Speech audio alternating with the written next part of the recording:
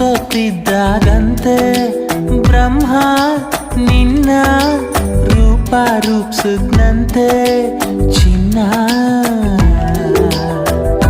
ಕಾಣ್ದೇ ಇರೋ ಸ್ವರ್ಗಕ್ಕೂ ನಮ್ಮುಡುಗಿ ಚಂದಕ್ಕೂ ವ್ಯತ್ಯಾಸ ಏನೂ ಇಲ್ಲ, ಸತ್ಯ ಹೇಳ್ತೀವಿ. ಭೂಮಿನೇ ತಳ್ಕಂಪಳ್ಕ ಕಾಣ್ತದೆ, ಒಪ್ಕೊಂಬಿಟ್ಲು ಕಂಡ್ಲ ಪ್ರೀತಿ ಮಾಡೋಕೆ.